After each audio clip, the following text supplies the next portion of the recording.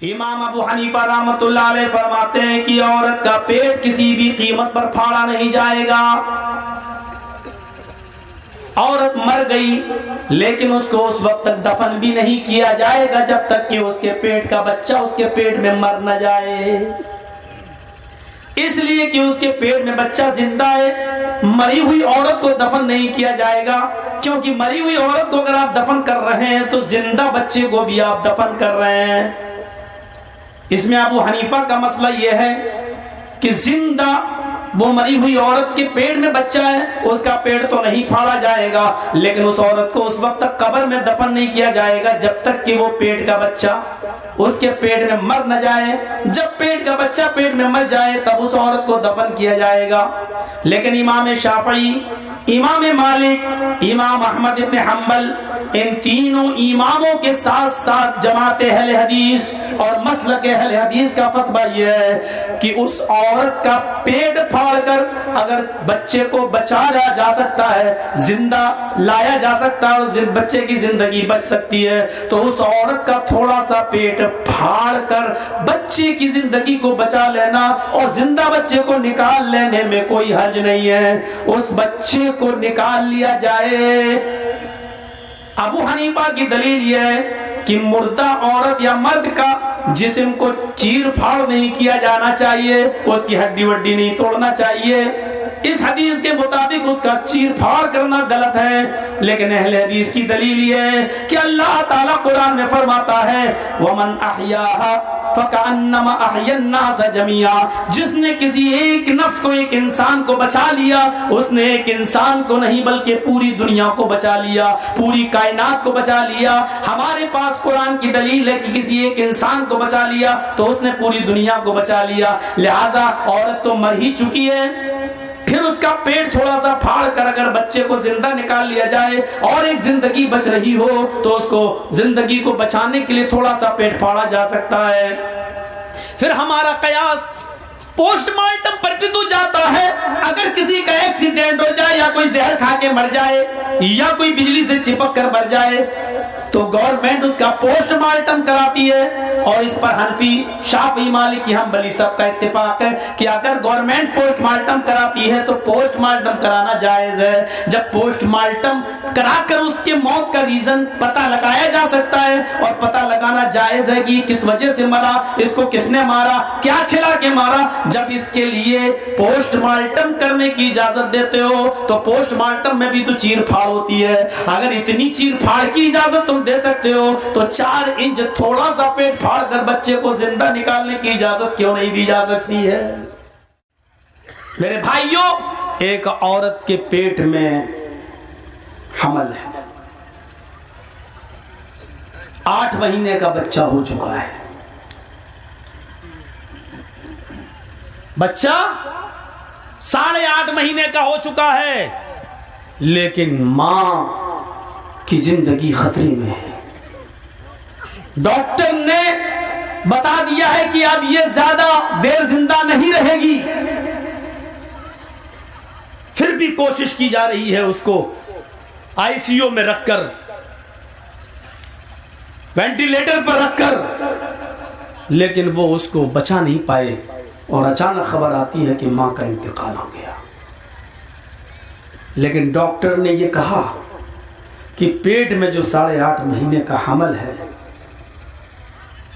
औरत मर चुकी है, अगर 5 मिनट के अंदर अंदर आप मुझे इजाजत दें तो इसके पेट का थोड़ा सा हिस्सा चाक करके हम इस बच्चे को निकाल सकते हैं और बच्चा जिंदा निकल सकता है। औरत मर चुकी है, थोड़ा सा 4 उंगली के बराबर उसका पेट फाड़ा जाए तो बच्चे को जिंदा निकाला जा सकता है। अब सवाल यह पैदा होता है कि अगर बच्चे की जिंदगी, औरत, मरी हुई औरत के पेट को फाड़ने से अगर बच्चे की जिंदगी बच सकती है तो इस बच्चे को जिंदा मां के पेट से निकालने के लिए उस मरी हुई औरत के पेट को थोड़ा सा फाड़ना जायज है या नाजायज? ये एक मसला है। क्या किया जाए? और एक बात याद रखना, आम मुर्दा के ताल्लुक से अल्लाह के नबी का फरमान यह है कि मुर्दा की हड्डी न तोड़ो, मुर्दे को अदब के साथ कब्र में लिटाओ, मुर्दे का अदब व एहतराम करो। जिसने मुर्दे को काटा, पीटा, तोड़ा, फाड़ा, गोया कि उसने किसी जिंदा आदमी की हड्डी तोड़ी, किसी जिंदा आदमी को काटा फाड़ा। यानी जो जिंदा आदमी का एहतराम करते हो वही मुर्दा आदमी का भी अदब एहतराम करो। इस हदीस की रोशनी में पता ये चलता है कि औरत मर चुकी है, अब उसके जिस्म को चीरना और उठाना जायज नहीं है। अल्लाह के रसूल ने मुर्दा के जिस्म को चीरने और फाड़ने से और लाश को मुसला करने से मना किया है, लेकिन डॉक्टर ने यह कहा कि औरत तो मर चुकी, इसके पेट का थोड़ा सा हिस्सा फाड़कर 5 मिनट में 10 मिनट में अगर आप इजाजत देते हैं तो हम बच्चे को जिंदा निकाल सकते हैं। एक बच्चे की जिंदगी बचाने के लिए हम उसका पेट फाड़ने की इजाजत दें या ना दें, कुरान और हदीस क्या कहती है। अब एक मसला याद रखिएगा, अल्लाह के नबी के जमाने में कभी ऐसा वाकया पेश नहीं आया। छोड़ दीजिए, आज मंत्र अंतर मत सुनिए, क्या करोगे मंत्र अंतर सुन के, उसका कोई फायदा नहीं है। आज ये बातें सुनिए। आज अल्लाह की कसम, इस तरीके के मसले मसाइल की तकरीरें मैंने 3-4 साल से नहीं की, आज पहली बार कर रहा हूं आपके साथ। आज आप सुनिए, आज थोड़ी सी इल्मी गुफ्तगू सुन लीजिए आप। ये ओम भोम और मंत्र अंतर बहुत सुन चुके हैं, कोई फायदा नहीं हुआ। हिंदू होते नहीं हमारे सामने, लोग नाम भी बिगाड़ने लगे। कमीनों ने एक जगह इश्तिहार में मौलाना जर्जीस चतुर्वेदी ना लिख के चूतरवेदी लिख दिया।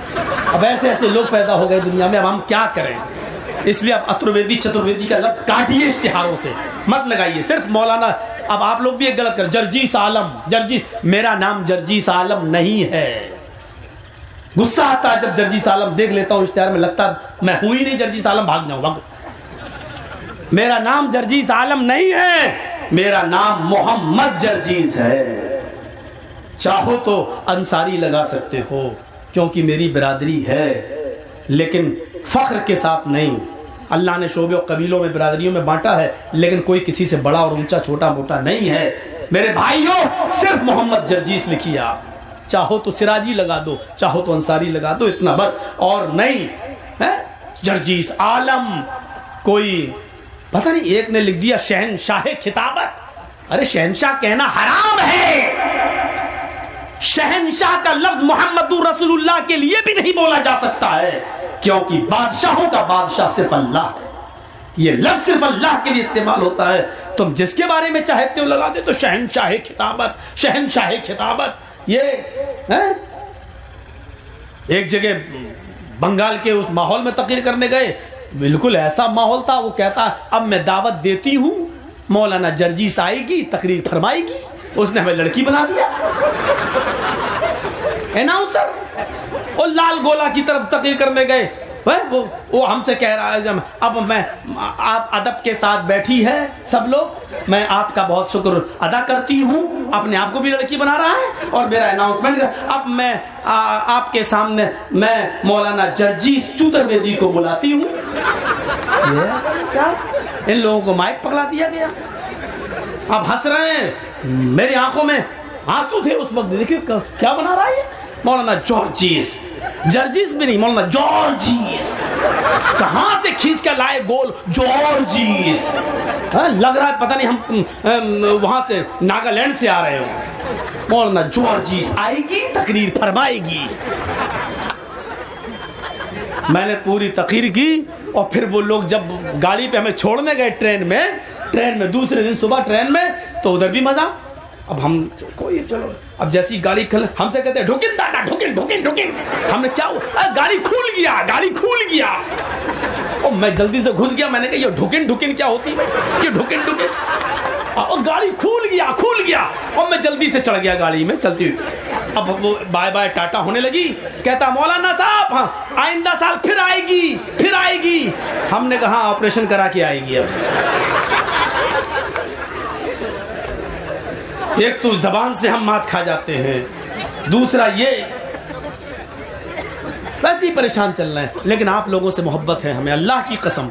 यकीन मानिए बम्बई, दिल्ली, कल बड़े बड़े शहरों में हम इतने प्रोग्राम नहीं देते, छुट्टी नहीं हमें, लेकिन हम सिर्फ बिहार और बंगाल में इसलिए आ जाते हैं कि यहाँ के इदारे, अगर हमारी वजह से लोग भीड़ आ जाए, चंदा हो जाए ज़्यादा और मदरसे चल जाएं, तो इसमें हमारा क्या नुकसान है। ये मोहब्बत है मेरे प्यारे साथियों। अब सुनिए मैं क्या कह रहा था कि हदीस में तो ये आ गया कि किसी मुर्दे के जिस्म को काटा फीटा ना जाए। अल्लाह के नबी के ज़माने में कोई केस भी नहीं आया। हदीस में ये मौजूद भी नहीं है कि जिंदा बच्चे को बचाने के लिए औरत का पेट फाड़ा जाएगा या नहीं फाड़ा जाएगा, कोई मौजूद भी नहीं है। अब बताइए मेरे क्या नाम है गांव का? कमलपुर। कमलपुर वालों, शादी के बारे में मसला पूछा ही, मैं तुम्हें लास्ट में ही बताऊंगा अब, लेकिन उससे पहले एक जहन बना रहा हूं। सुनिए कमलपुर वालों, अब ये मसला अगर तुम्हारे सामने आ जाए तो आप क्या करोगे?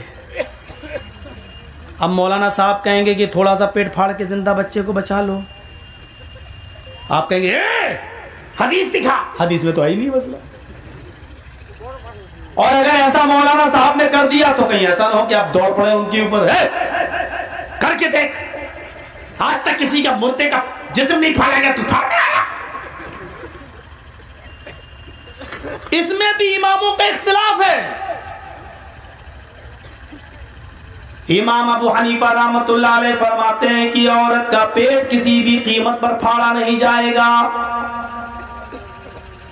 औरत मर गई लेकिन उसको उस वक्त तक दफन भी नहीं किया जाएगा जब तक कि उसके पेट का बच्चा उसके पेट में मर न जाए, इसलिए कि उसके पेट में बच्चा जिंदा है। मरी हुई औरत को दफन नहीं किया जाएगा, क्योंकि मरी हुई औरत को अगर आप दफन कर रहे हैं तो जिंदा बच्चे को भी आप दफन कर रहे हैं।